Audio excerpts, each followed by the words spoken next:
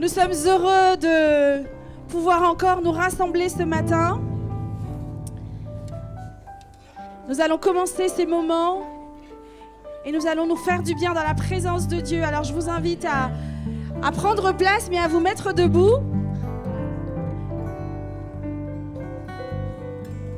Nous allons ensemble remettre ces moments dans les mains de notre Dieu.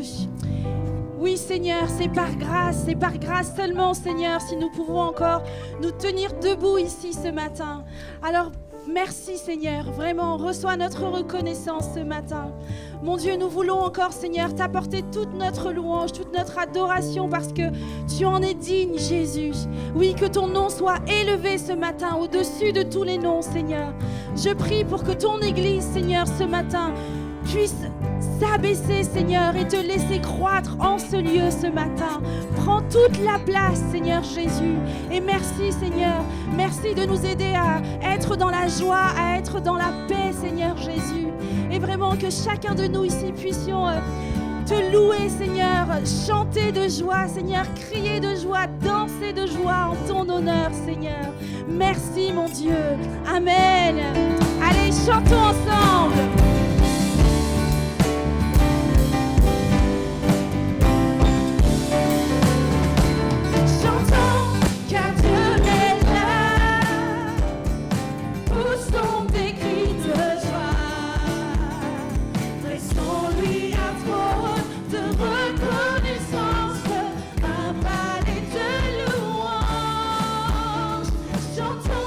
Le roi des rois.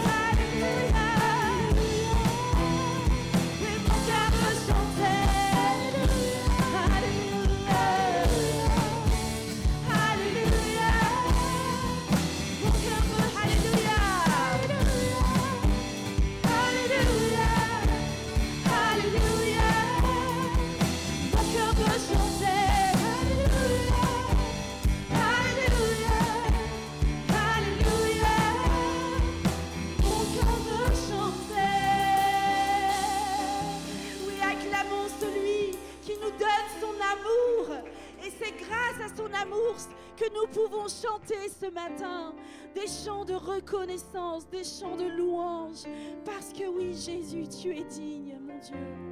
Gloire à toi.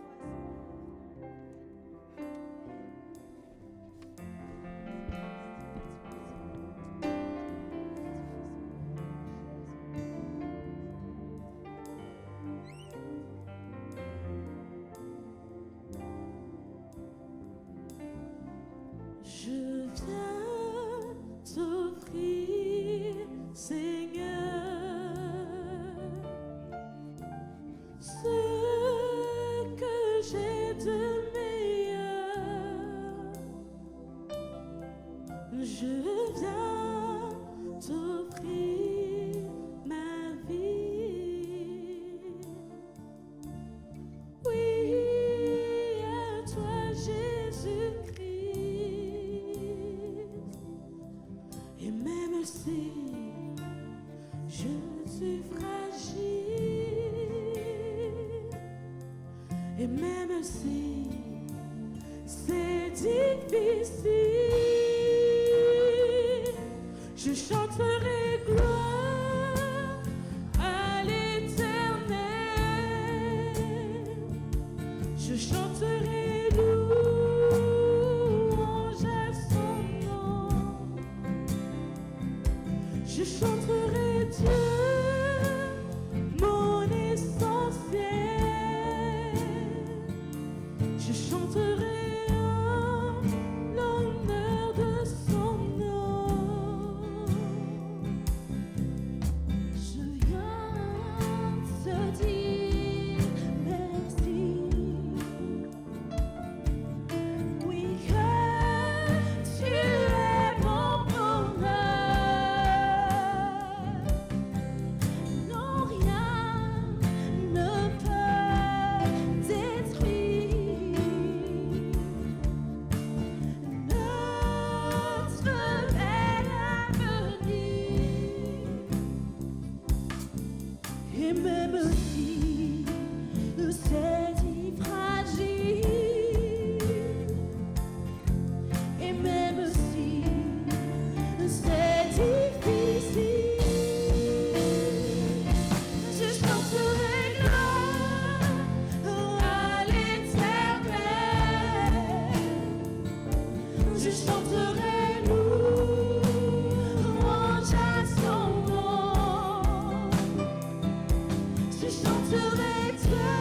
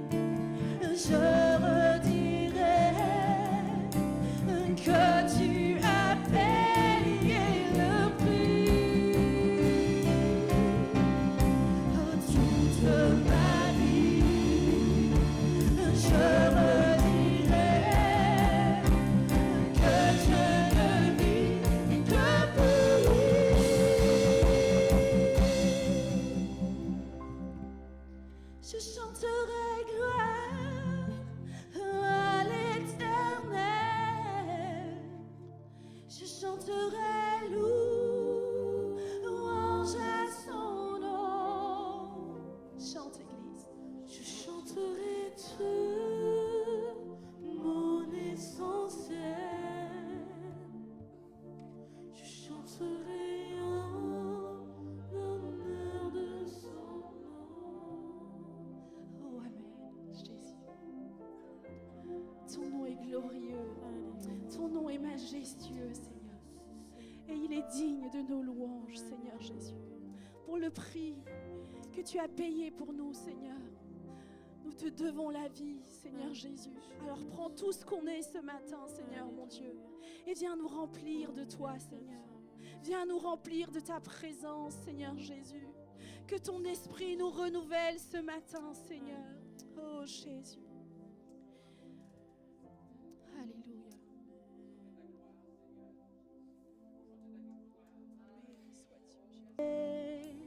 Le rideau retombe, je viens simplement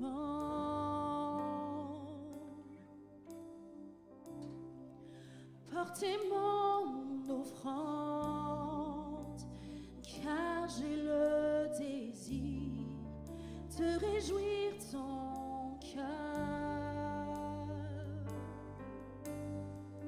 J'apporte plus qu'un beau chant, chanter ne suffit pas pour répondre à ton appel. Les apparences sont trompeuses, tu vois bien au-delà. Oh Dieu, tu sondes mon cœur. Je reviens au cœur de la louange.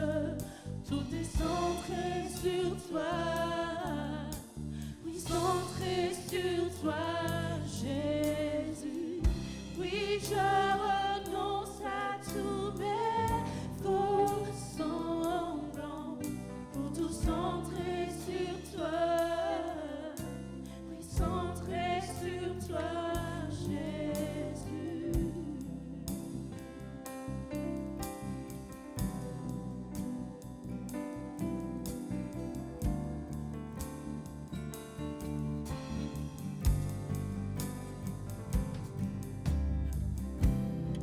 Au roi d'éternité, qui peut exprimer ce dont tu es dit?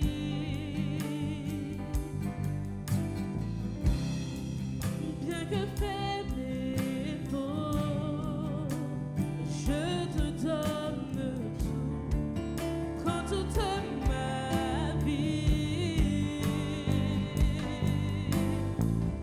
J'apporte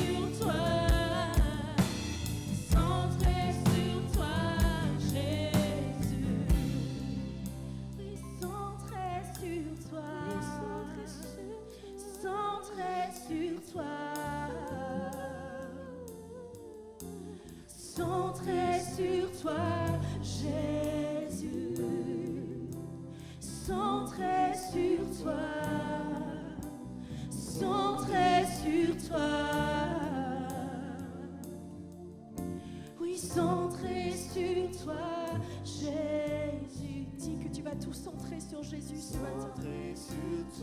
Oublie toutes tes pensées qui te tracassent. Jésus est là ce matin. Il veut demeurer en toi. Centrons tout sur Jésus ce matin. Oui, centré sur toi. Oh, centré sur toi, Jésus. Centré sur toi, Jésus. Gloire, gloire, gloire à l'agneau.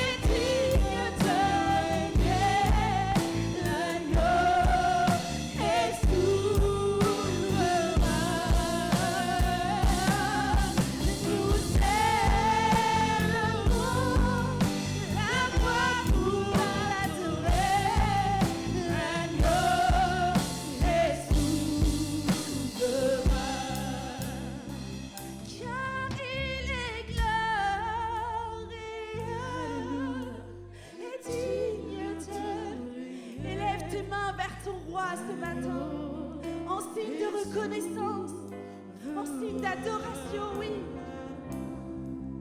Nous élevons la voix pour l'adorer. L'agneau est souverain.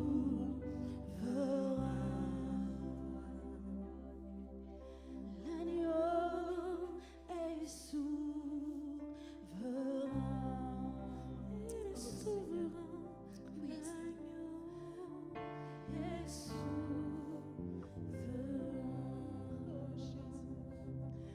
Reconnaissons ta majesté, Seigneur. Oh mon Dieu, sois le roi de notre cœur, sois le roi de nos vies, Seigneur Jésus.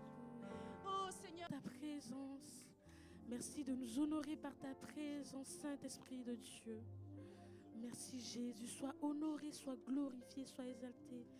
Reçois notre louange, Seigneur. Reçois notre adoration. Gloire à ton nom, Seigneur. Amen. Seigneur, tu es élevé, nous voulons vraiment le réaliser. Tu es digne de recevoir notre louange, notre adoration, nos actions de grâce. Seigneur, nous voulons t'exprimer notre profonde reconnaissance pour ce que tu es dans nos vies, pour ce que tu manifestes, pour ta grandeur qui, chaque jour, se révèle à notre cœur. Alléluia. Nous sommes heureux d'être devant toi, nous sommes heureux de nous être rassemblés. Seigneur, nous sommes tes enfants, nous sommes tous des frères, des sœurs, des amis et nous aimons être ensemble. Mais surtout, nous aimons être ensemble sous ton regard de Père, ton regard compatissant. Tu es celui qui nous aime comme jamais nous avons été aimés. Seigneur, notre cœur se laisse attirer par toi. Et ce matin, je me laisse attirer par ta personne. aimante, souveraine. Je me réjouis parce que le grand Dieu du ciel est présent dans nos cœurs à chacun, tout simplement parce que nous t'acceptons avec confiance et par la foi. Je me réjouis parce que tu es là dans ce lieu. Tu regardes chacun de nous avec énormément de compassion, parce que ton désir est vraiment de nous encourager. Nous voulons te confier nos vies parce que nos vies t'appartiennent. Et chaque jour, Seigneur, tu nous fais du bien. Ô Seigneur, vraiment, passe au milieu de nous. Réjouis-nous, Seigneur, et nous voulons réjouir ton cœur de Père en te disant que nous t'aimons. Nous voulons t'acclamer, alléluia. Acclamons notre Dieu ensemble. Acclamons-le parce qu'il est digne de louange et d'adoration. Alléluia. Amen. Chapitre 5, verset 13. Quelqu'un parmi vous est-il dans la souffrance? Qu'il prie. Quelqu'un parmi vous est-il dans la joie? Qu'il chante des cantiques. Quelqu'un parmi vous est-il malade? Qu'il appelle les anciens de l'Église et que les anciens prient pour lui en loignant d'huile au nom du Seigneur. La prière de la foi sauvera le malade et le Seigneur le relèvera. Et s'il a commis des péchés, il lui sera pardonné. Confessez donc vos péchés les uns aux autres et priez les uns pour les autres afin que vous soyez guéris. La prière fervente du juste a une grande efficacité. Merci. Merci. Voilà, c'est un texte qui est donné pour des croyants qui sont soit dans un lieu de culte, soit chez eux parce qu'ils sont malades et ils ont besoin de guérison.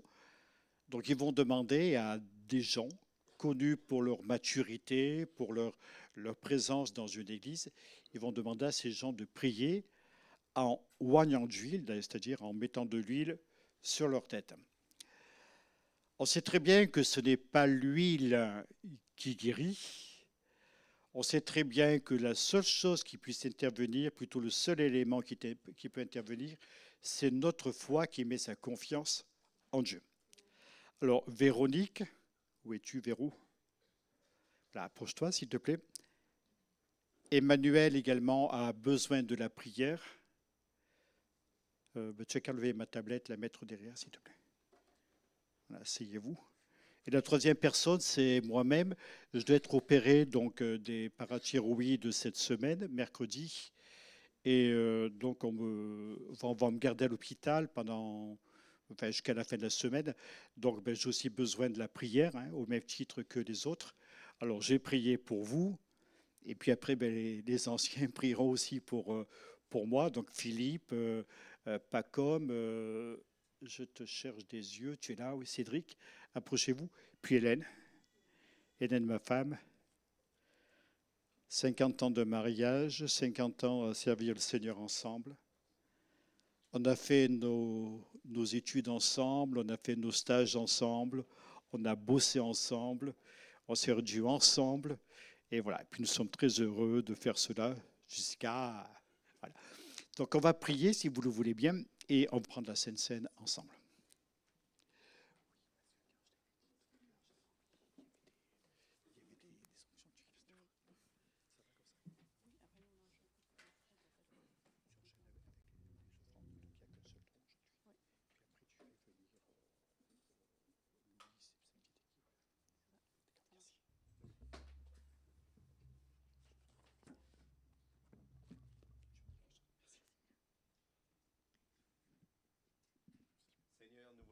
Te remercier, Seigneur, pour ce moment, Seigneur, de partage que nous avons avec toi, Seigneur. Ce repas auquel tu nous invites, Seigneur, à nous souvenir de tout ce que tu as fait pour nous, Seigneur, de cette vie, Seigneur, si précieuse que tu as donnée, Seigneur, et qui nous permet, c'est vrai, Seigneur, d'être libérés, Seigneur, de recevoir la vie éternelle, Seigneur. Et nous voulons nous souvenir ce matin la valeur du prix que tu as payé, Seigneur, et le bénéfice qui est le nôtre, Seigneur, et vraiment être dans cette reconnaissance, dans cette louange, Seigneur, et te remercier aussi pour cet amour fraternel que tu déposes dans nos cœurs, Seigneur, qui viennent directement de toi, Seigneur, et nous permet, Seigneur, de marcher ensemble à ta même pas. Loué sois-tu, notre Père, dans le nom de Jésus. Amen. Amen. Peut-être pouvons-nous tous, chacun son tour, élever la voix, faire monter nos prières vers notre Père qui nous entend ce matin. Dans l'amour fraternel, partager ce repas et croire que oui, notre Dieu a tout accompli sur la croix pour nous. Oh Jésus, merci. Au nom de Jésus, gloire à toi Seigneur Jésus. Nous allons passer à notre temps d'offrande. Si Nathalie et Christophe, merci. Et pendant ce temps, je vous invite à vous remettre debout et si vous aussi vous pensez que Dieu est bon, nous allons le déclarer ensemble. En lui, nous pouvons trouver notre refuge. Il est fidèle et il est bon pour nous.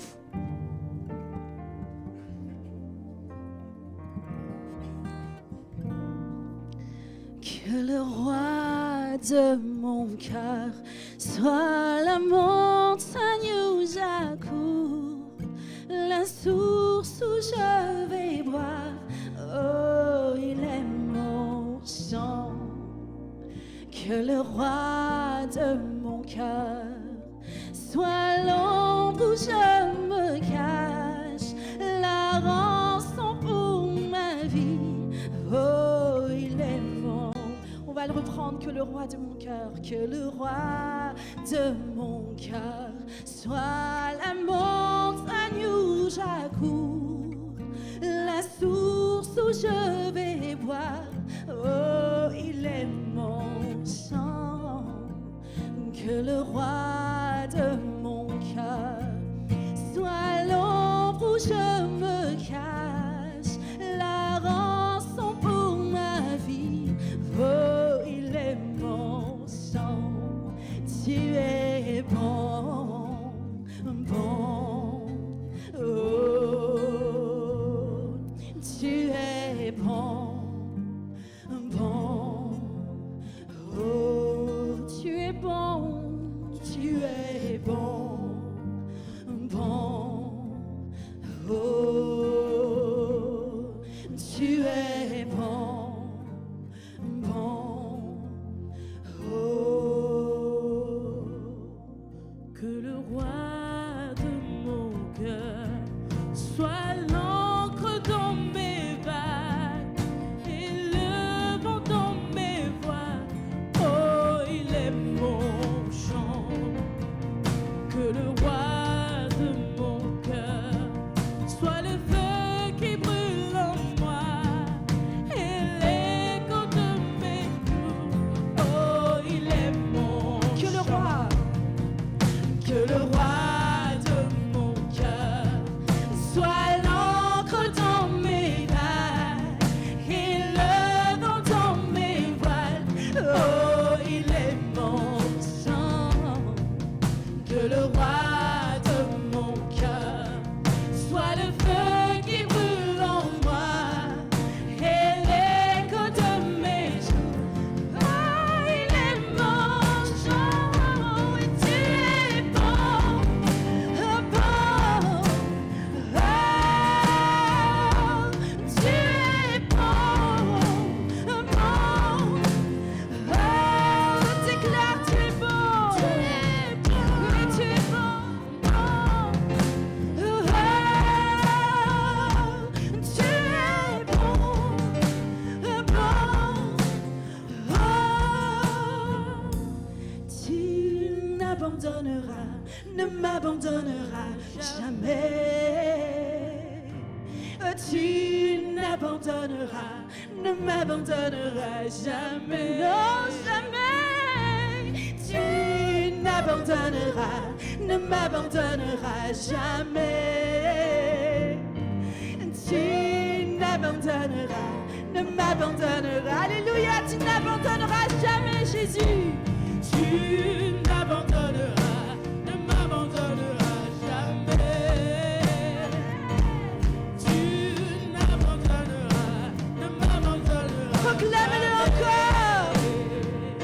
Oui, tu n'abandonneras, ne m'abandonneras jamais, jamais.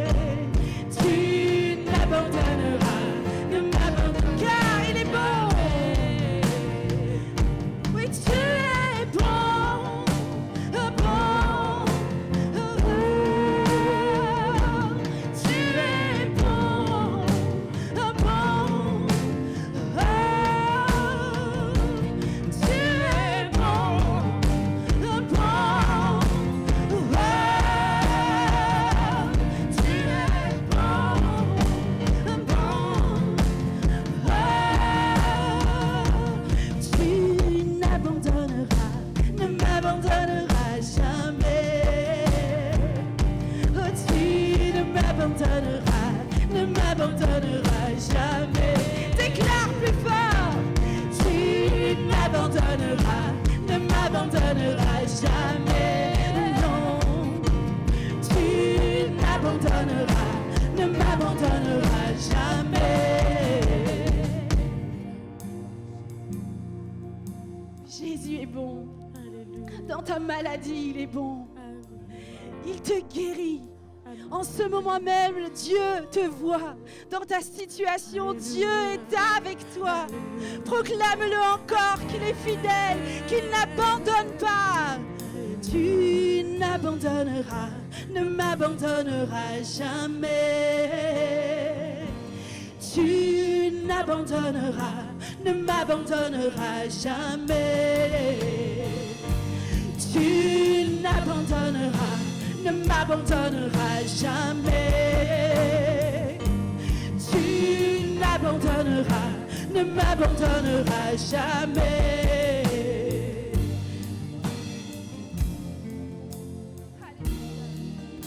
Jamais, oh jamais. Tu n'abandonneras, ne m'abandonneras jamais. Tu n'abandonneras, ne m'abandonneras jamais. Tu n'abandonneras, ne m'abandonneras jamais. Alléluia. Amen. Est-ce qu'on peut remercier Dieu en l'acclamant? Alléluia. Gloire à toi, Jésus. Tu es bon, Seigneur. Tu es bon. Amen. Gloire à toi. Et nous voulons laisser la place à Loïs et son équipe, si vous êtes d'accord. Ils ont une petite surprise pour nous. De beaux chants.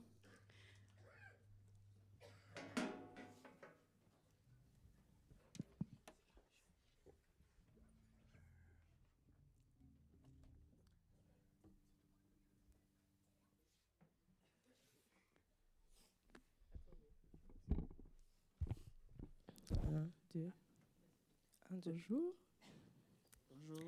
Alors, le chant que nous allons vous présenter, ça parle un peu en fait de lorsqu'on a des épreuves dans la vie, on ne peut pas toujours tout surmonter par nous-mêmes. En fait, on est obligé de s'en remettre à Dieu et de prier en fait. Et du coup, le mieux c'est de rester près de lui. Voilà.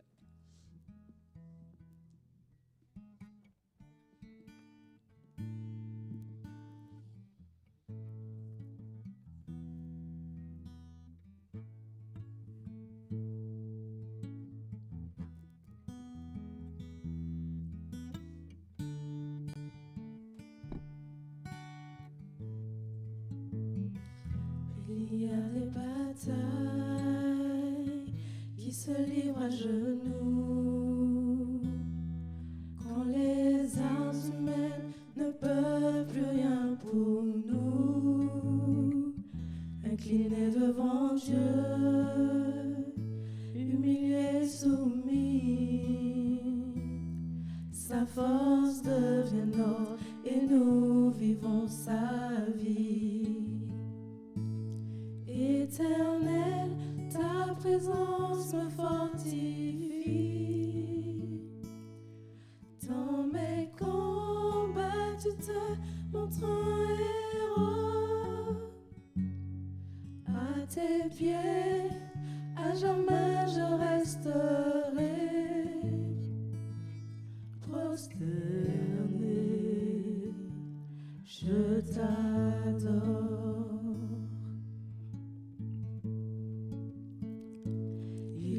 Des victoires qui s'obtiennent à genoux, quand les larmes et les cris n'ont rien pu faire pour nous, ayant pour ultime choix de tout abandonner à celui qui pour nous a déjà tout gagné. Éternel, ta présence me fortifie. Dans mes combats, tu te montres un héros. À tes pieds, à jamais je resterai prosterné. Je t'adore, éternel, éternel, ta présence me fortifie. Dans mes combats, tu te montres un héros. À tes pieds, à jamais je resterai prosterné. Je t'adore, à jamais prosterné. À tes pieds, on mourra. Je t'adore, à jamais prosterné. Je t'adore, je t'adore. C'est auprès de Dieu que je veux me tenir. Il est mon Seigneur, mon roi. C'est auprès de Dieu que je peux ressentir tout l'amour qu'il a pour moi. C'est auprès de Dieu que je voudrais grandir, entendre le son de sa voix. Je viens devant le trône, par ta grâce je me tiens, en ta présence je lève les yeux vers le lieu saint pour contempler ta face. Je veux rester près, je viens devant le trône, par ta grâce je me tiens, en ta présence je lève les yeux vers le lieu saint pour contempler ta face. Je veux rester près de toi. Je veux rester près de toi.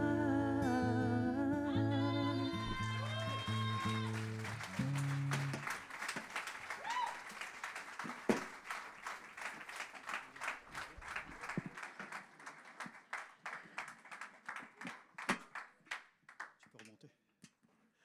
Voilà, vous les connaissez? Alors, est-ce que vous connaissez la jeune fille à votre droite? Loïs. Tu es arrivée l'année dernière, c'est ça. Elle nous donne un bon coup de main dans la musique avec les jeunes. Puis ce matin, je t'écoutais au synthé. Bien, bien. Si je te regarde, ça ne veut pas dire que je désapprouve, au contraire. Azaf. Alors, Loïs vient de...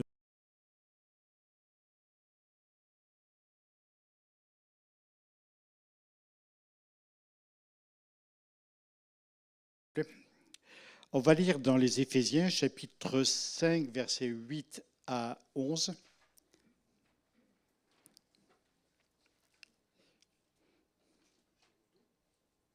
Pardon?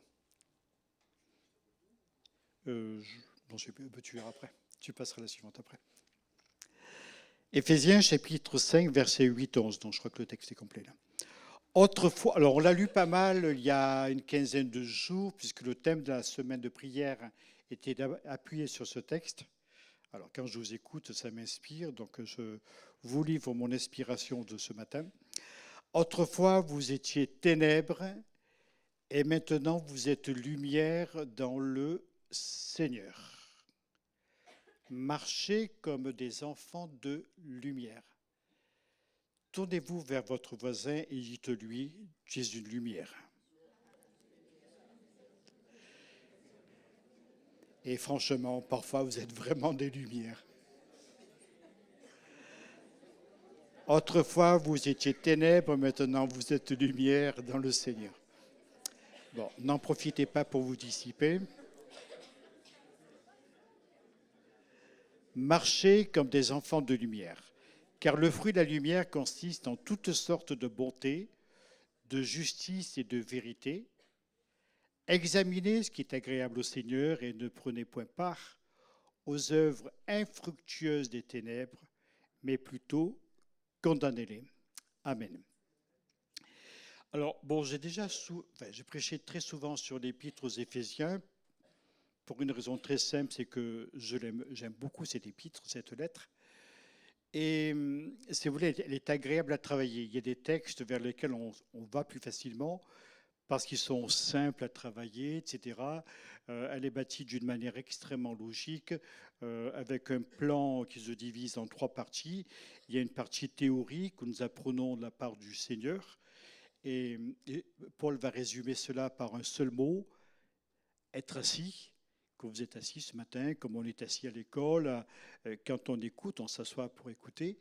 Donc être assis pour écouter, mais c'est bien beau d'apprendre, mais après il faut que ça serve à quelque chose. Donc il y a un aspect pratique. Et Paul le définit par un mot, marcher.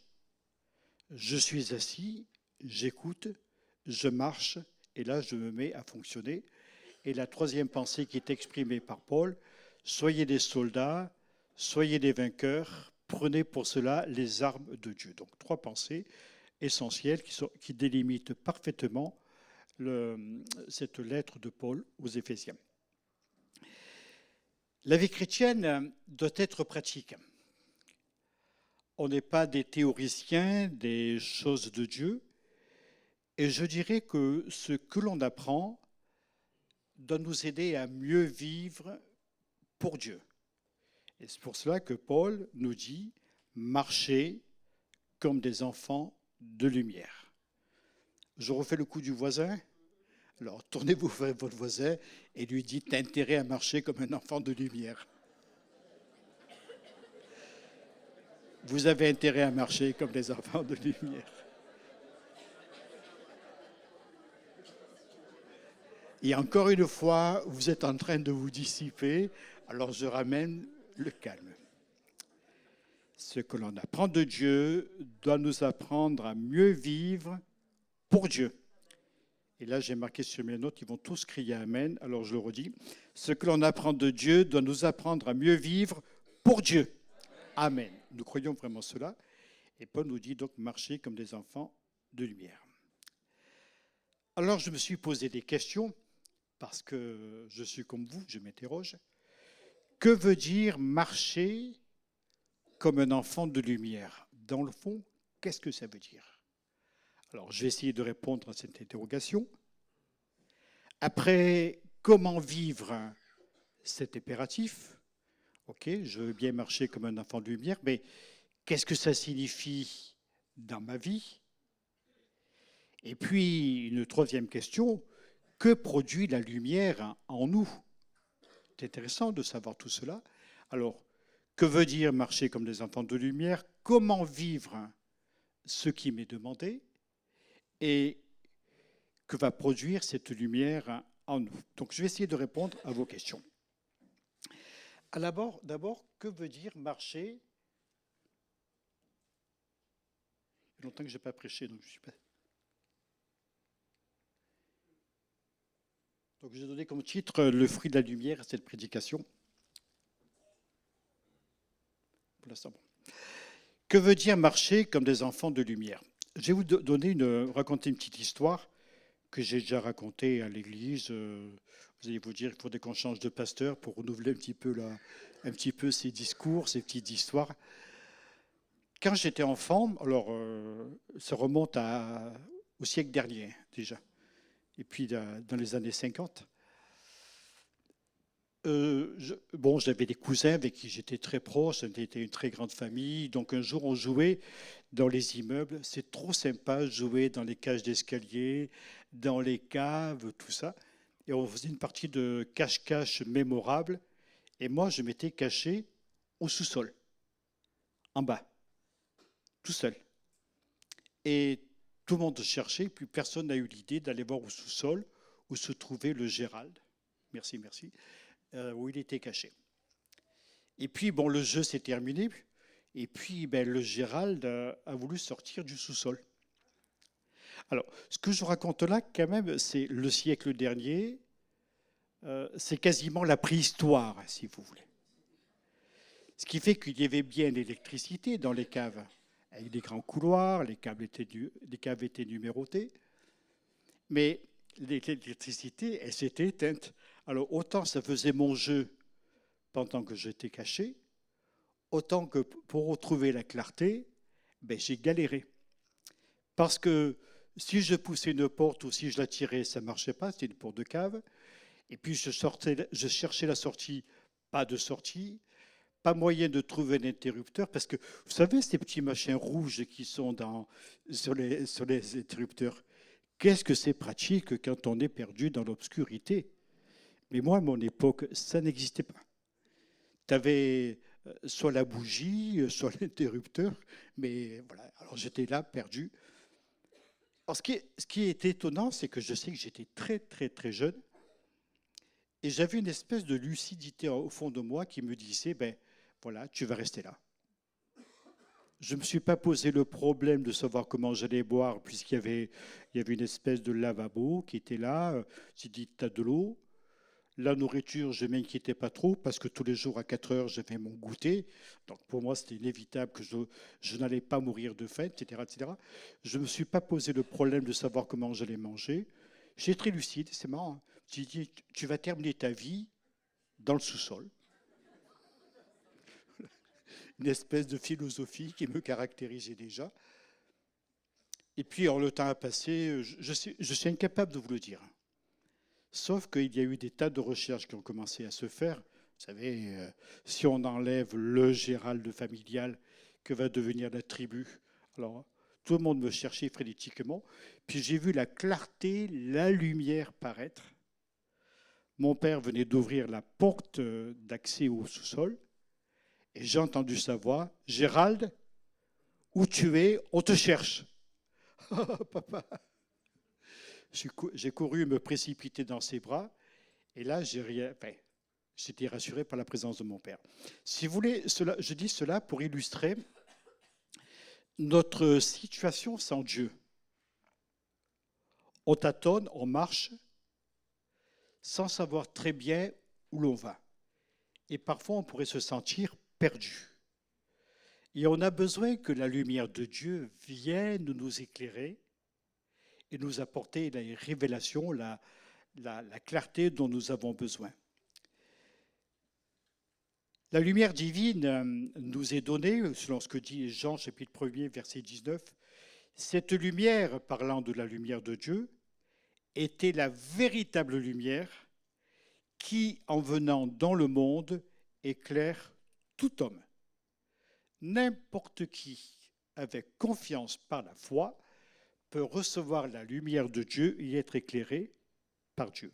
C'est ainsi que l'on marche à la lumière. Vous avez compris à peu près? Ah mince, j'ai l'impression que mon exemple était mal choisi. Allez, je vous en donne un autre, d'accord? Un jour, un pasteur visitait une dame. Pourquoi une dame? C'était une dame. Et ce qui l'a frappé en rentrant dans l'habitation, c'est que tous les volets étaient tirés, étaient fermés, tous les rideaux étaient fermés, et puis il n'y avait aucune lumière. J'ai dit, mince, je tombe où là? Et puis, bon, il fait sa visite pastorale, vous savez, sœur et patati, patata. Nous allons prier ensemble. Vivez donc à la lumière de Dieu. Donc, il s'en va.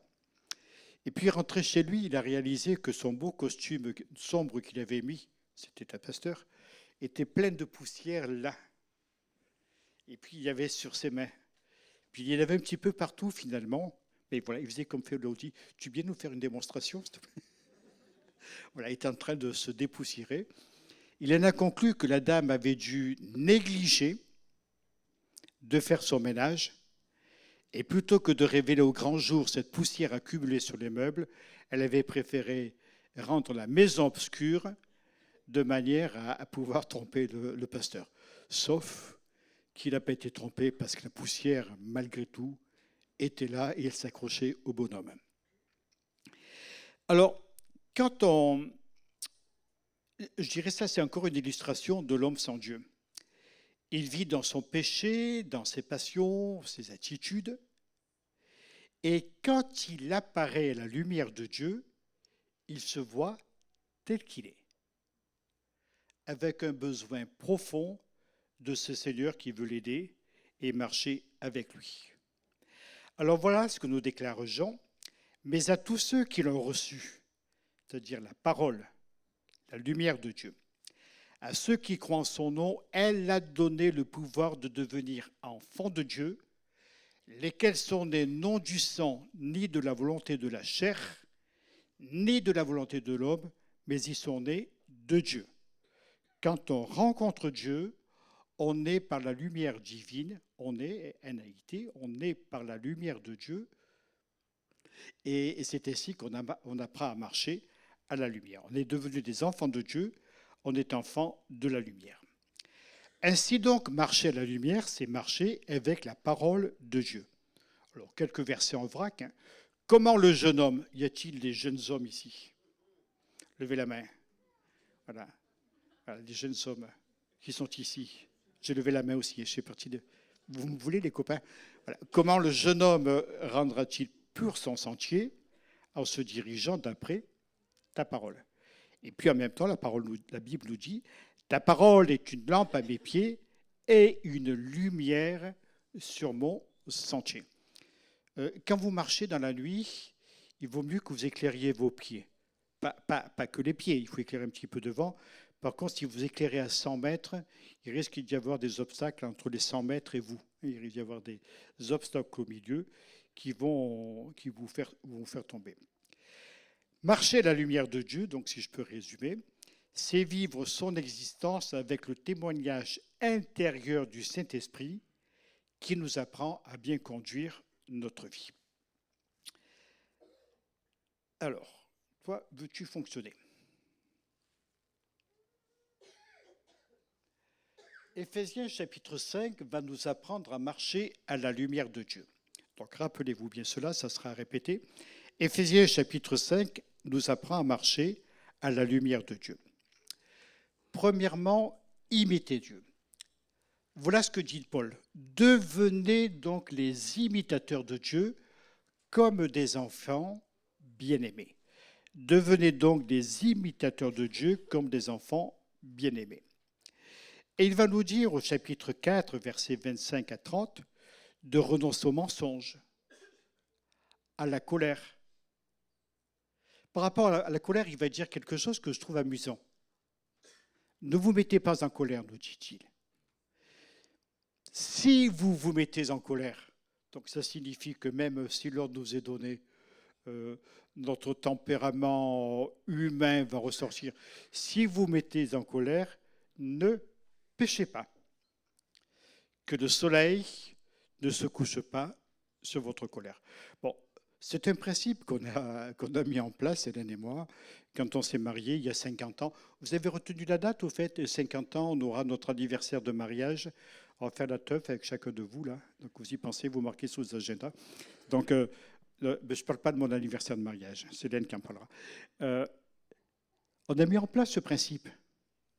On se couche le soir, même si on s'est disputé comme des poissonniers sur les quais de Marseille, eh bien, on se couche après s'être réconcilié.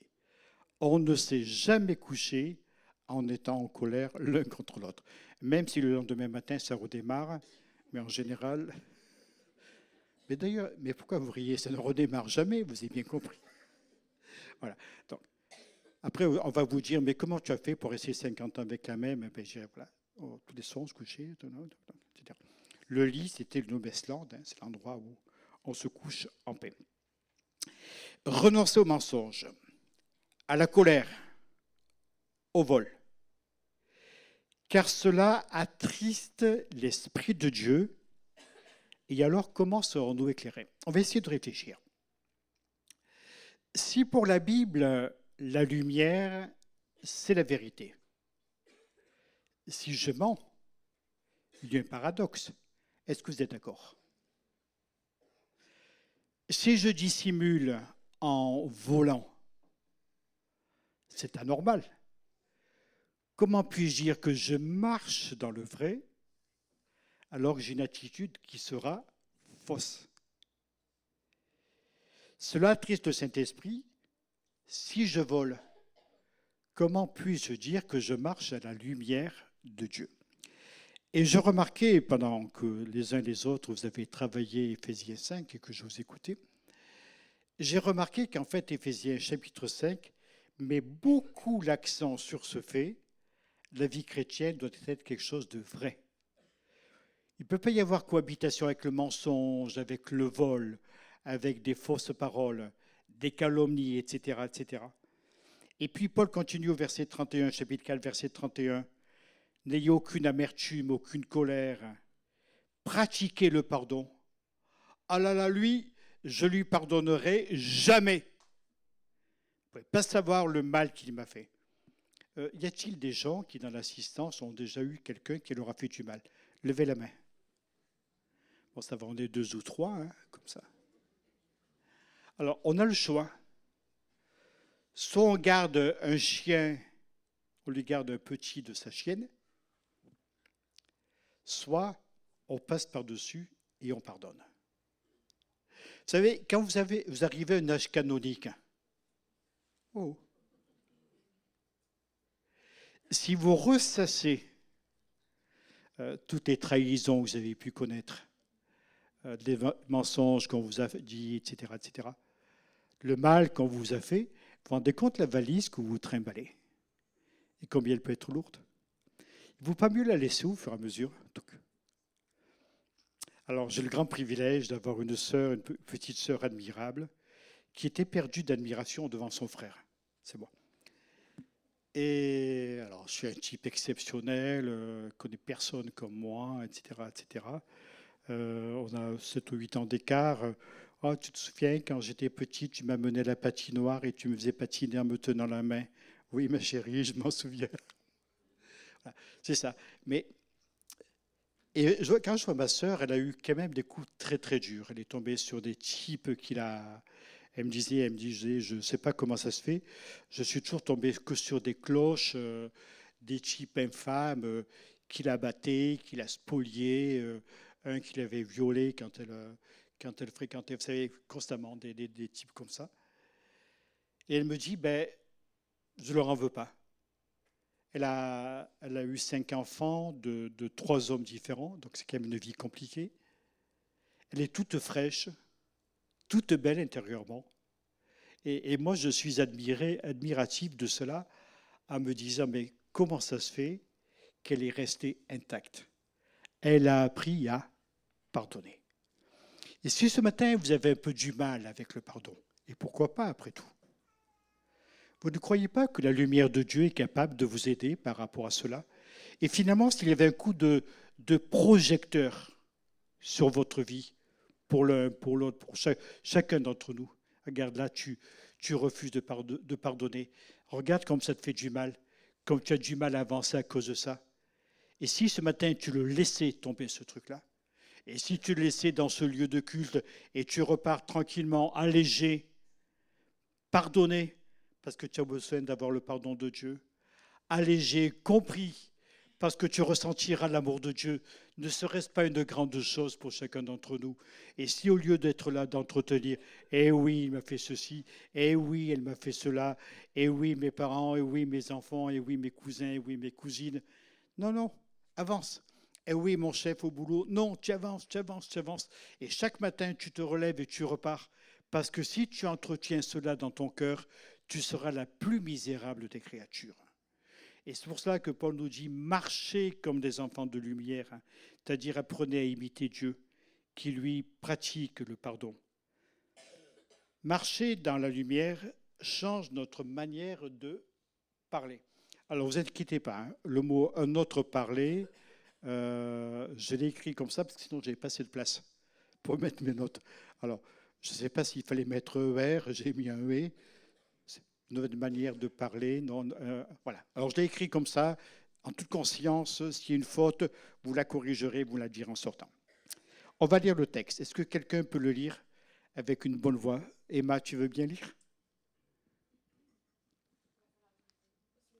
Que l'impudicité, qu'aucune espèce d'impureté et que la cupidité ne soient pas même nommées parmi vous, ainsi qu'il convient à des saints. Qu'on n'entende ni paroles déshonnêtes, ni propos insensés, ni plaisanteries, choses qui sont contraires à la bienséance. Qu'on entende plutôt des actions de grâce. Car sachez-le bien, aucun impudique ou impur ou cupide, c'est-à-dire idolâtre, n'a d'héritage dans le royaume de Christ et de Dieu.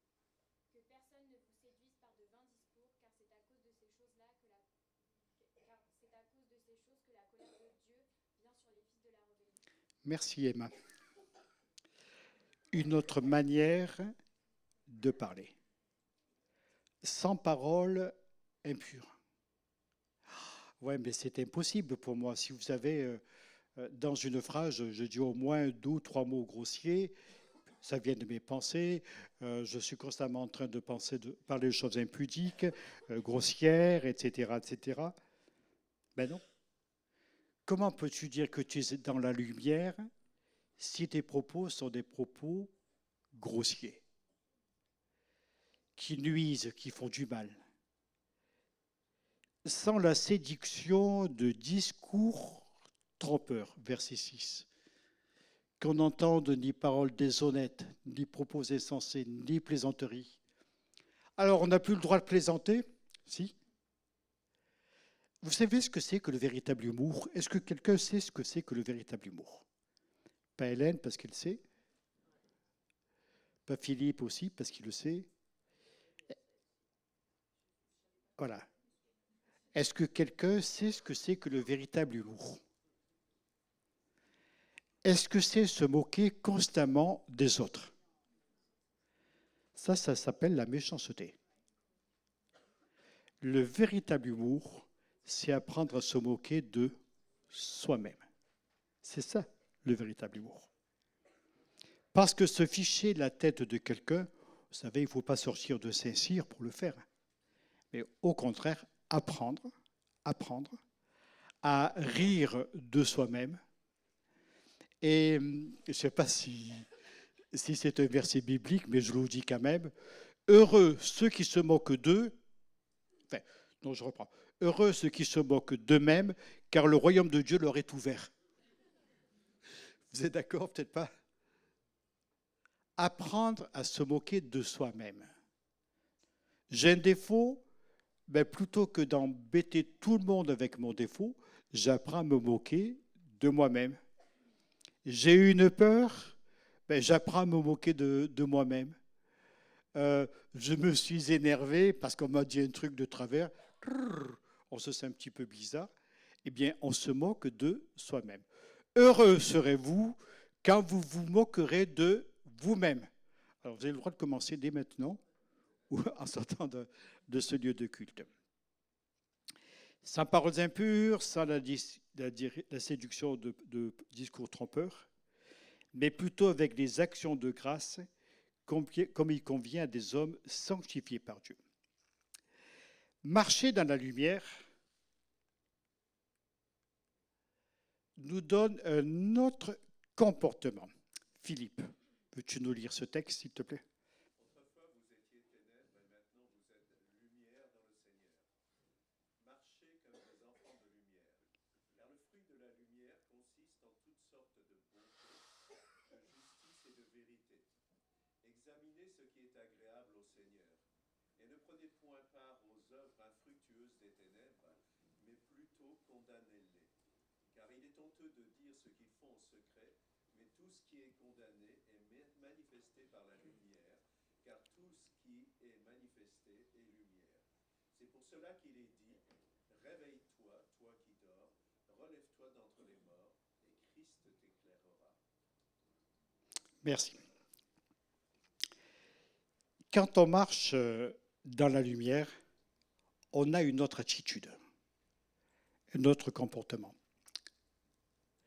Vous pouvez très bien vous réfugier dans votre éducation, vos arguments, en vous disant, de toute façon, je suis comme ça, je suis né comme ça, c'est la faute de mes parents, ils m'ont fabriqué comme ça, je suis né comme ça, on ne peut rien en changer.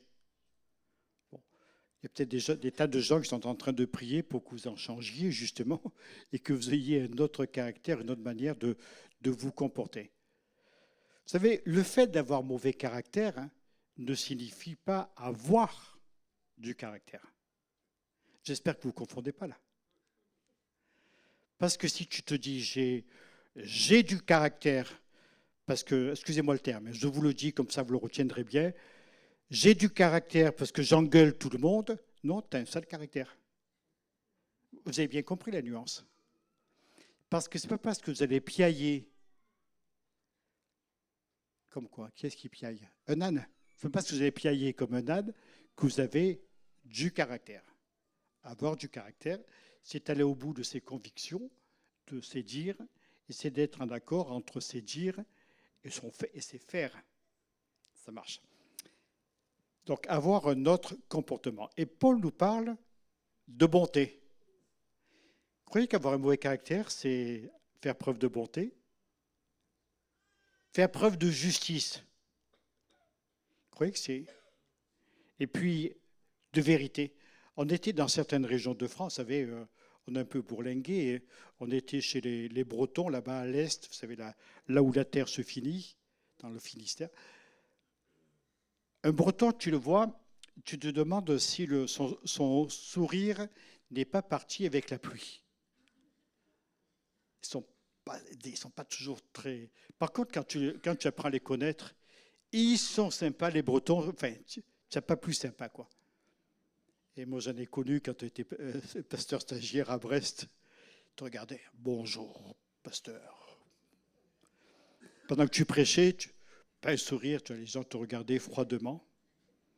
Alors, mon maître de stage m'a dit, t'inquiète pas, ils sont comme ça, les Bretons, mais ils sont braves, et tu verras, ils sont braves. Ben, pour l'instant, ils n'étaient pas braves du tout. Puis il y en a un qui était barbu, grand, géant, moi tout petit, tout jeune. Dernier jour, on était au culte à Brest, j'ai joué du piano, il vient me voir, il me dit « Au revoir Gérald, j'aime beaucoup quand tu joues du piano ». Oh, le gars, il m'a fait une déclaration d'amour, là, j'ai fondu, extraordinaire. Après, on est parti en Normandie. Quand tu vois un Normand, la première fois, il te regarde avec ses yeux bleus, toi, tu viens du sud de la France, et tu te dis, mince, comment ah ben oui, tu connais les Bretons, excuse-moi, Nolwenn. Il n'y a pas d'autres Bretons, j'espère. Ben, vous corrigerez les autres. En Normandie, c'est spécial la Normandie, parce que les gens, quand ils te disent au revoir, ils te disent boujou. Boujou. La première fois, tu te dis, mais c'est quoi ces indigènes autour de notre case? C'était les Normands. Ils nous disaient bonjour, ou ils nous disaient au revoir. C'était le même mot, boujou. Puis quand ils voyaient un enfant, je vous le dis, si je vous le dis quand même, oh, petit cul, ils disaient. Moi, j'étais mort de rire. Ne le répétez pas, c'est enregistré, ça. Bon, mais tant pis, on le garde, on le maintient, voilà. C'est ça. Tu as des mœurs différentes, et ce n'est pas la faute des gens. Mais par contre, si tu as un sale caractère, là, tu peux en changer. Moi, je connaissais une sœur, elle me disait, je suis corse, donc c'est normal que je suis comme ça. Je dis, mais vous savez, Dieu vous pardonne, hein, et il veut vous aider à changer. Donc, on a le droit de changer de caractère, le droit de changer d'attitude, avoir un autre comportement. Bonté, justice, vérité. Le fruit de la lumière ne peut pas être en accord avec la méchanceté, ni avec la fourberie, ni avec le mensonge. Puis Paul nous demande d'examiner ce qui est agréable au Seigneur. Et sinon, nous pouvons entendre ce cri d'appel que je trouve extraordinaire. Réveille-toi, toi qui dors, relève-toi d'entre les morts, et Christ t'éclairera. On le dit tous ensemble, on se lève là, un petit peu je vous fais dégourdir les jambes. Réveille-toi, toi qui dors, relève-toi d'entre les morts, et Christ t'éclairera. Paul, sans le faire exprès, faisait des vers sans en avoir l'air.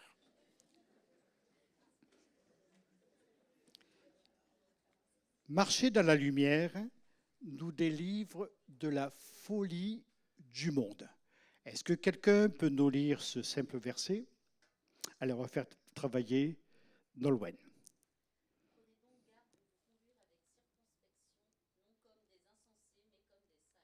Merci Nolwenn. Prenez garde de vous conduire avec circonspection. Il n'est pas facile ce mot. Oh, il y a des mots en France. Prenez garde de vous conduire avec circonspection, non comme des insensés, mais comme des sages. Avec Karel, on va travailler un thème pour les jeunes qui s'appelle « Gérer notre temps ». C'est bien ça, Karel? Alors, ça réfléchit là-dedans. Parce que, comme je travaille avec un des jeunes de l'Église, il faut que le pasteur paraisse un peu intelligent. Donc, vous imaginez un petit peu les efforts qu'il me faut. Tu réfléchis toi aussi? Voilà. Gérer notre temps. Alors, je vais vous dire une chose étonnante. Ma petite sœur dont je vous parlais travaille dans un grand magasin, enfin une grande surface, et elle fait de la mise en rayon. Et elle me dit, mais ça m'énerve. En fait, c'est une ancienne patronne. Elle avait son entreprise, elle a pris sa retraite, et puis vous savez, les retraites de patron, des fois, c'est pas très élevé, donc elle fait des petits boulots pour faire bouillir sa marmite. Et elle me dit, je suis allé voir ma patronne, je lui ai dit, mais si vous voulez, je peux venir plus tôt travailler, parce qu'il n'y a qu'une seule personne qui fait de la mise en rayon ou bien la mise en carton, je ne sais pas quoi, et la personne est toute seule, ce qui fait que quand nous, on arrive à 9 heures, par exemple, eh bien, tout est fait, et puis bon, on n'a plus grand-chose à faire, et puis l'après-midi, il nous arrive même de nous ennuyer. Alors, un employé dit ça à son patron, surtout ne le fais pas. Tu veux un conseil? Si tu es employé, tu es toujours en train de travailler comme un fou. Enfin, ma soeur, comme elle est honnête, et puis une ancienne patronne, je suis là, je ne suis pas rentable, donc je préférerais qu'on change mes horaires. Tu le ferais, toi, ça? En fait, elle réclame à travailler davantage. Oh, cette patronne, elle a mal pris ça, mais un truc de fou, tu vois. Ah oui, comme ça, quand vous voulez travailler, vous vous ennuyez. Elle a retenu que ça. Elle n'a pas retenu le côté rentable d'un employé qui lui dit « je peux venir plus tôt pour rentabiliser ma présence ». Elle a entendu « je m'ennuie quand j'ai rien à faire ». Et elle me dit « mais c'est horrible d'être un travail et de n'avoir rien à faire ». Ça vous arrive quelquefois? Mais c'est horrible, horrible. Et vous allez remarquer, par exemple dans un bureau, là, je vois dans les bureaux où j'ai travaillé, tu vois des gars qui s'agitent de tous les côtés, tu peux être sûr qu'ils n'ont rien à faire. C'est incroyable. Ils sont là, ils nettoient leur espace de travail, ils vont, si vous voulez, ils font tout ce qu'ils ont à faire, et puis ils sont là, et puis ils ont nettoyé, hop, ils recommencent s'activant, puis quand le chef ou l'employeur arrive, ils sont là en train de briquer le paysage et tout ça. Ils brassent du vide. Ils brassent du vent. Alors, nous délivrer de la folie du monde, c'est apprendre aussi à ne pas brasser du vent. Parce que, reconnaissons-le, dans ce domaine-là, on est tous des champions. Je fais semblant de travailler, etc. Parce qu'il ne faut surtout pas qu'on voit que je ne fais rien du tout. Pour ça, je dois apprendre aussi à comprendre quelle est la volonté de Dieu.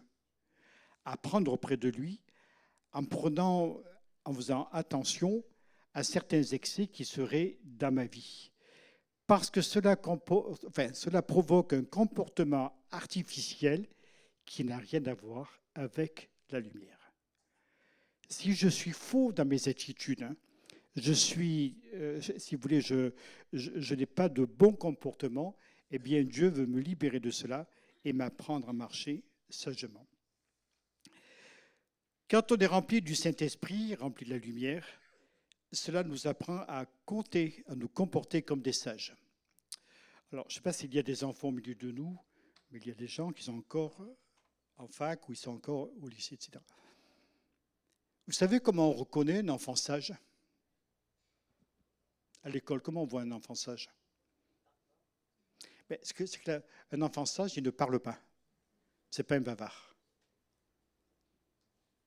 Alors, c'est peut-être pour ça que les pasteurs, on est des bavards, parce qu'on n'était pas sages à l'école, je ne sais pas. Un enfant sage est un enfant qui écoute.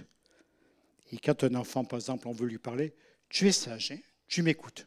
Donc, un enfant sage, c'est un enfant qui écoute. Croyez pas que nous aussi, nous devons apprendre à être sages. Ma mère me disait dans sa sagesse provençale, quand tu veux dire quelque chose, passe-le 7 fois dans ta bouche. Vous avez essayé? Je vous avoue que ça vous laisse le temps de la réflexion. Tourne-le 7 fois dans ta bouche, dans ta langue. Ta langue, tu tournes 7 fois comme ça. Alors, j'ai envie de lui dire une vacherie. 2. 7 fois. 7 fois comme ça, avant que tu sortes ton horreur. Et si on apprenait à écouter davantage qu'à parler? Si on apprenait à être sage dans ce domaine-là. Et puis, je termine par une dernière pensée. Marcher comme des enfants de lumière nous donne une vie sociale équilibrée. Alors là, je n'ai pas écrit le texte, j'avais la flemme de faire une mise en page. Alors, je vous invite à lire dans Éphésiens chapitre 5, verset 22 jusqu'au chapitre 6, verset 9. Tu peux venir lire, Hélène, s'il te plaît? Tu prends ta Bible. Voilà. Comme ça, ceux qui ne connaissent pas la femme du pasteur verront la femme du pasteur. C'est elle. Femmes, soyez soumises à vos maris comme au Seigneur, car le mari est le chef de la femme, comme Christ est le chef de l'Église qui est son corps et dont il est le sauveur. Or, de même que l'Église est soumise à Christ, les femmes aussi doivent l'être à leur mari en toutes choses. Maris, aimez vos femmes, comme Christ a aimé l'Église, et s'est livré lui-même pour elle, afin de la sanctifier après l'avoir purifiée par l'eau et la parole, afin de faire paraître devant lui cette Église glorieuse, sans tache, ni ride, ni rien de semblable, mais sainte et irrépréhensible. C'est ainsi que les maris doivent aimer leurs femmes comme leur propre corps. Celui qui aime sa femme s'aime lui-même, car jamais personne n'a haï sa propre chair, mais il la nourrit et en prend soin, comme Christ le fait pour l'Église, parce que nous sommes membres de son corps, étant de sa chair et de ses os. C'est pourquoi l'homme quittera son père et sa mère et s'attachera à sa femme, et les deux deviendront une seule chair. Ce mystère est grand. Je dis cela par rapport à Christ et à l'Église. Du reste, que chacun de vous aime sa femme comme lui-même et que la femme respecte son mari. Enfants, obéissez à vos parents selon le Seigneur, car cela est juste. Honore ton père et ta mère. C'est le premier commandement avec une promesse, afin que tu sois heureux et que tu vives longtemps sur la terre. Et vous, pères, n'irritez pas vos enfants, mais élevez-les en les corrigeant et en les instruisant selon le Seigneur. Serviteurs, obéissez à vos maîtres selon la chair, avec crainte et tremblement, dans la simplicité de votre cœur, comme à Christ, non pas seulement sous leurs yeux, comme pour plaire aux hommes, mais comme des serviteurs de Christ qui font de bon cœur la volonté de Dieu. Servez-les avec empressement, comme servant le Seigneur, et non des hommes, sachant que chacun, soit esclave, soit libre, recevra du Seigneur selon ce qu'il aura fait de bien. Et vous, maîtres, agissez de même à leur égard, et abstenez-vous de menaces, sachant que leur maître et le vôtre est dans les cieux, et que devant lui, il n'y a point d'acception de personne. Merci. Merci beaucoup. Une vie sociale équilibrée. Pensez pas que si on arrivait à respecter ces choses, je dirais qui sont simples, qui somme toute sont même élémentaires, vous ne croyez pas que ça changerait beaucoup de choses dans les relations humaines, dans les églises, de notre société? Relations de couple faites de respect mutuel et d'amour. En aucun cas, écoutez-moi bien, en aucun cas on ne peut justifier la violence verbale ou physique dans un couple. En aucun cas. Quelles que soient nos attitudes, notre éducation, notre manière de voir, notre philosophie, en aucun cas on ne peut le justifier. Les relations de Christ avec son Église sont faites de respect, de soumission et d'amour. Et pour nous, c'est le meilleur des exemples. En fait, si on suivait simplement ces ordonnances, qui sont si simples à mettre en œuvre. Par exemple, je reviens sur le fait le soir avant de se coucher, de s'être réconcilié avant de se coucher. Si vous changez de chambre ou d'étage, ce n'est pas ça qui va vous réconcilier. Si vous faites lit à part en vous disant, je ne veux pas dormir avec lui parce que de toute façon il m'énerve, j'ai envie de lui balancer des coups de pied, vous n'avez rien réglé. Je vous assure, vous n'avez rien réglé du tout. Bon, après, si vous ronflez et que vous empêchez l'autre de dormir, prenez des dispositions, ça peut toujours servir. Mais apprendre le pardon, le respect, la soumission à aimer. Vous avez remarqué le nombre de versets qui caractérisent les devoirs de l'homme, le nombre de versets qui caractérisent le devoir de la femme. Quand il est parlé de soumission, Paul vient de dire juste auparavant, soumettez-vous les uns les autres, femmes, soumettez-vous à vos maris. Donc il y a un principe de soumission qui existe dans l'Église et qui devrait exister aussi dans notre société. Ne croyez pas que si les employés, au lieu de se mettre en grève pour un oui, pour un non, essayaient de discuter, ne croyez pas que si les patrons, au lieu de dire c'est moi le chef, tu n'as qu'une chose à faire, c'est la fermer, ils cherchaient à discuter, ne croyez pas qu'on pourra améliorer beaucoup de choses. Et vous ne croyez pas que nos politiques, au lieu de se faire valoir dans l'hémicycle de l'Assemblée nationale, s'ils descendaient un petit peu parmi les populations, apprenaient à les connaître, les comprendre. On a des problèmes terribles en France qui sont liés parce qu'il y a une séparation entre Paris et la province, entre les politiques et les gens. Les gens en ont assez, ils ne sont pas écoutés, ils ne sont pas entendus, et il y a beaucoup de souffrance à cause de cela. Si on apprenait à s'écouter les uns les autres, apprendre à s'écouter dans l'Église, apprendre à faire attention les uns aux autres, comme ça serait beau et comme ça serait parfait. La relation parent-enfant est également une relation de parents, de respect, d'amour, d'intelligence, puis les relations personnelles, etc., professionnelles. On se rend compte que notre société pourrait être merveilleuse si on marchait comme des enfants de lumière.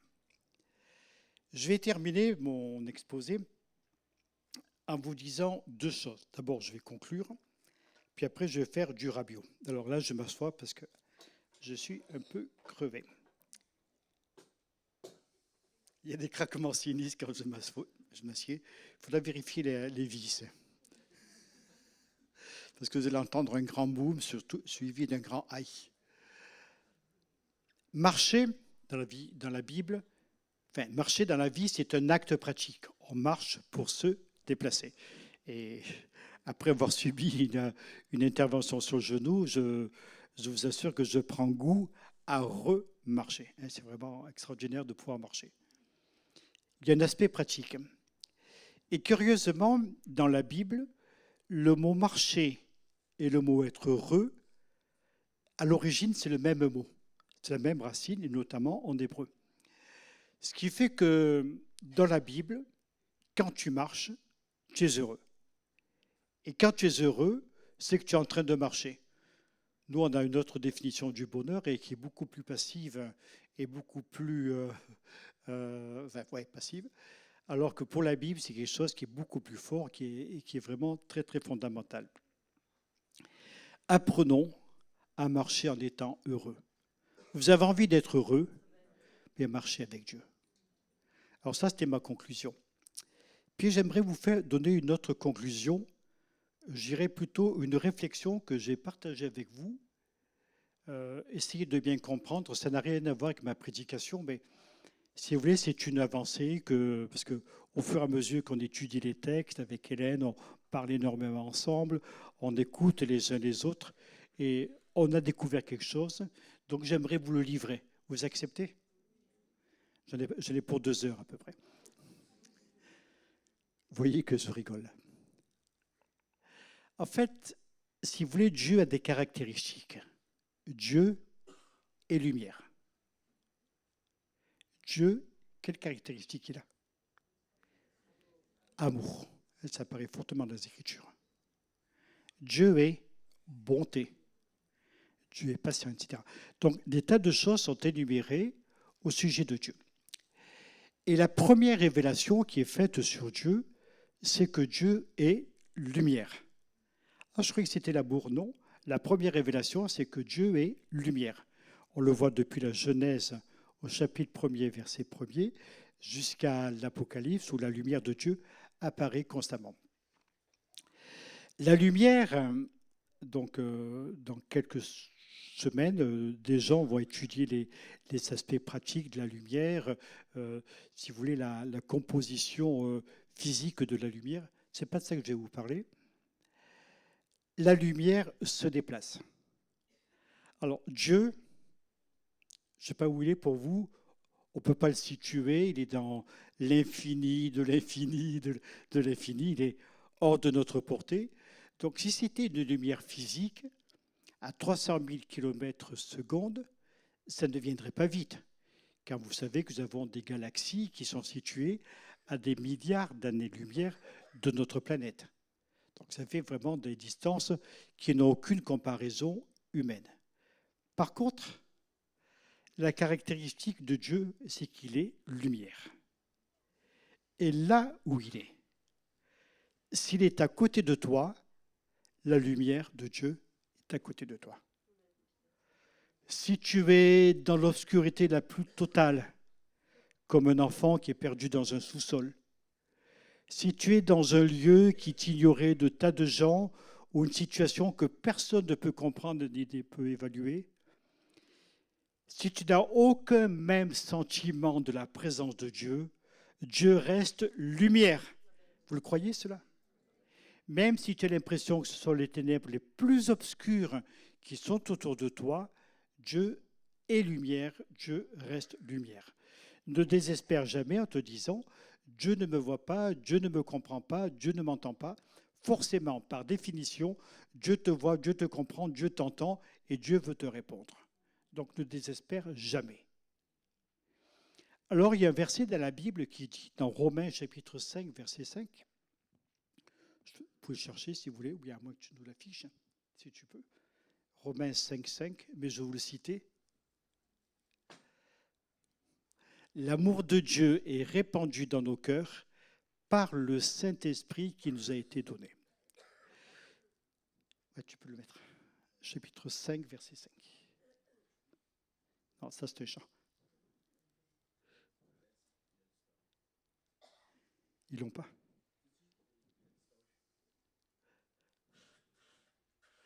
L'espérance ne trompe point, parce que l'amour de Dieu est répandu dans nos cœurs par le Saint-Esprit qui nous a été donné. Et la révélation se trouve dans ce texte. C'est-à-dire que l'amour de Dieu part du cœur de Dieu et vient dans ton cœur, par le Saint-Esprit. La lumière de Dieu part du cœur de Dieu et vient dans ton cœur. Ce n'est pas un canal humain, ce n'est pas un canal charnel, ce n'est pas un canal qui vient de la terre, c'est un canal qui est spirituel, donc qui est instantané. Et il y a une locution grecque dans ce texte, lorsqu'il est écrit « répandu dans nos cœurs par le Saint-Esprit », c'est un petit mot ek, E-C, qu'on retrouve par exemple dans Ecclésia, quand on parle de l'Église, ça signifie hors de, pour mettre dans, c'est-à-dire c'est retiré du cœur de Dieu pour venir dans notre cœur. C'est valable pour l'amour de Dieu. L'amour de Dieu vient du cœur de Dieu, le Saint-Esprit le prend et instantanément le met dans ton cœur. La lumière de Dieu part du cœur de Dieu parce que le Saint-Esprit la prend, et la met dans ton cœur, c'est-à-dire le lien se fait instantanément parce que Dieu veut te communiquer sa lumière. Et si tu te dis, je suis inaccessible à l'amour de Dieu, inaccessible à la lumière de Dieu, c'est impossible parce que spirituellement, divinement, c'est obligatoire que partant du cœur de Dieu, ça vienne dans ton cœur. Et tu n'as qu'une chose à faire. Vous savez ce qu'il faut faire? Rien. Rien du tout, sinon ouvrir notre cœur. Alors, tu as envie que la lumière de Dieu vienne dans ta vie. Tu as envie que ça vienne du cœur de Dieu, que maintenant ça coule, ça soit infusé dans ta vie, comme une cascade qui coule d'une manière spontanée, qui coule et qui coule et qui coule, et que ton cœur va recevoir, que ton cœur va absorber, et qui va te permettre de connaître la lumière de Dieu. Est-ce que tu en as marre des ténèbres qui sont là, qui t'oppriment, qui te rendent malheureux, qui t'empêchent d'avancer? Eh bien, la lumière est répandue dans ton cœur par le Saint-Esprit qui a été donné. Et ça vient du cœur de Dieu, directement, il n'y a aucun intermédiaire, directement du cœur de Dieu pour ta vie. Est-ce que tu le crois, cela? Mais moi, quand j'entends et que je comprends des choses comme ça, j'ai envie de sauter au plafond en me disant, mais c'est extraordinaire que nous ayons un cœur, que Dieu ait un cœur qui est si abondant pour chacun de nous. Moi, je vous propose, on se lève et on adore Dieu en réalisant que cette lumière qui nous a été donnée, alors moi, je reste quand même les fesses appuyées sur mon petit tabouret, on adore Dieu. Pendant quelques instants, Valérie, tu viens de te mettre en place avec ton équipe. On adore Dieu tous ensemble et on le remercie parce que sa lumière coule à l'abondance de notre vie. Elle change notre parler, notre comportement, notre manière de voir les choses, de comprendre les choses. Notre fonctionnement est revu entièrement. Pourquoi? Non pas par un traité de morale, mais parce que la lumière de Dieu vient nous habiter et nous éclairer. Alléluia! Nous te bénissons, Seigneur. Nous te bénissons de tout notre cœur, parce que tu es celui qui agit avec puissance et autorité, Seigneur. Tu es celui qui manifeste tes grandeurs et qui commence vraiment à agir au milieu de nous. Seigneur, nous désirons vraiment nous mettre à part avec toi. Nous désirons vraiment nous mettre à part avec toi aujourd'hui. Nous désirons que tu rayonnes en nous, que tu changes nos caractères, nos attitudes. Pardonne-moi, Seigneur, quand je suis excessif. Pardonne-moi lorsque je ne suis pas à ta gloire. Mais que ton Saint-Esprit vienne dans ma vie, que ta lumière vienne dans ma vie et me revête entièrement. Alléluia. Gloire à toi, Seigneur. Alléluia. Béni sois-tu, Seigneur.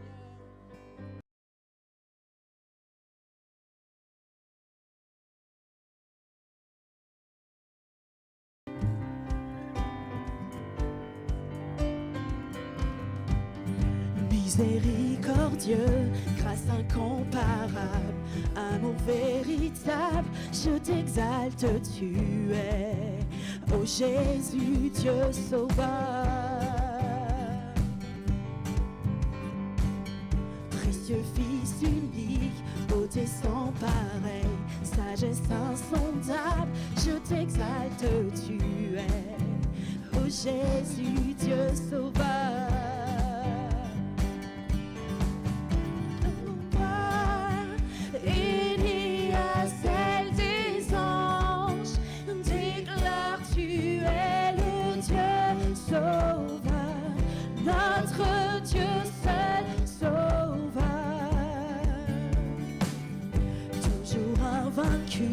Héros triomphant, puissance absolue, je t'exalte, tu es, ô Jésus, Dieu sauveur.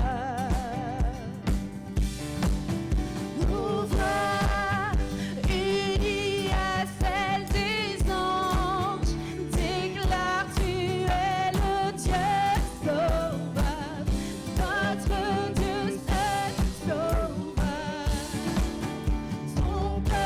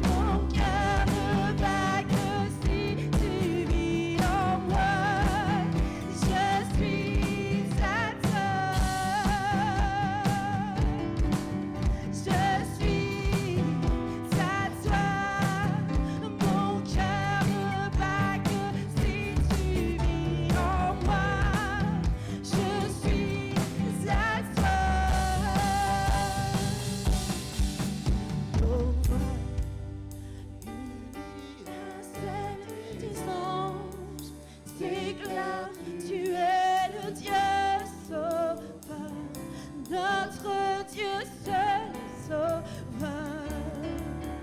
Son peuple uni à tous les anges déclare, tu es le Dieu sauveur, notre Dieu seul sauveur.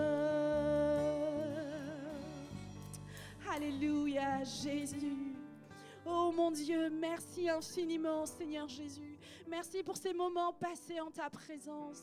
Merci d'avoir été là, Seigneur, d'être venu à ce rendez-vous, Seigneur Jésus. Parce que, oui, nous voulions, Seigneur, t'élever, mais tu nous as fait tellement de bien, Seigneur Jésus. Toi aussi, par tout ce qui a été dit, tout ce qui a été partagé, Seigneur, ce matin. Que nous repartions d'ici, Seigneur, vraiment avec cette conviction que tu es le Dieu d'amour. Oui, Seigneur, mon Dieu, merci pour ton Saint-Esprit qui agit, Seigneur. Merci pour ton Esprit, Seigneur, qui n'a pas besoin d'un canal humain, Seigneur, pour arriver jusqu'à nous et qui nous fait du bien dans notre cœur. Mon Dieu, nous voulons rester accrochés à toi encore tout au long de cette semaine.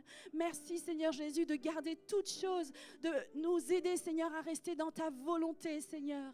Et que nous puissions nous retrouver encore, mon Dieu, dans la joie, et dans la paix, Seigneur, mon Dieu, et dans l'amour fraternel. Merci, mon Dieu. À toi soit la gloire, à toi soit l'honneur, Seigneur.